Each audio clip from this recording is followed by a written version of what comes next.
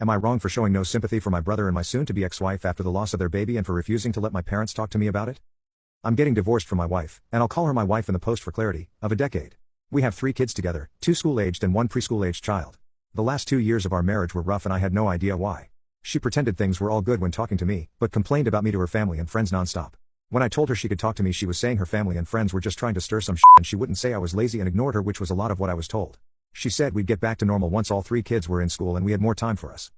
Then I found out she was having an affair with my brother. I found out via his ex-girlfriend, who sent a photo of them kissing outside my brother's place. He broke up with her before the affair was revealed, but he said a lot of shit about her and how she was paranoid and didn't trust him, and she was proven to be right. When my wife said she was pregnant, I knew the baby was my brother's and there was zero way for me to be the father. She tried to tell everyone she didn't know, but the 3 of us knew. She knew we hadn't had sex in years. She was using the baby to try and make me more agreeable, but I told her our marriage was over and I filed for divorce. She moved in with my brother and tried to take the kids, but I stopped her because he lives 2.5 hours away and our school-aged kids were not going to be able to make a 3-hour each-way drive to school. Temporary custody was granted to me, with visitation being granted to her. My parents were shocked and angry at my brother when I told them. He tried giving me shit for making them go after him and her when she was pregnant. I muted him because I didn't want to hear the BS, but I also wanted to make sure everything in the divorce and custody went smoothly, and I hope to maintain primary custody, so I'll need to show they are better off with me.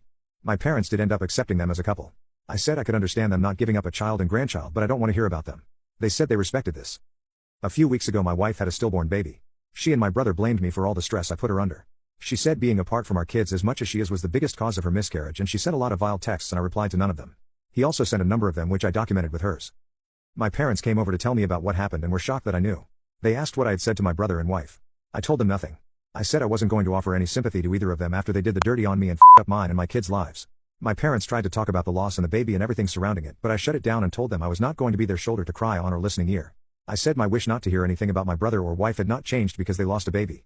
They left my house angry and it took a couple of weeks for them to reach out again.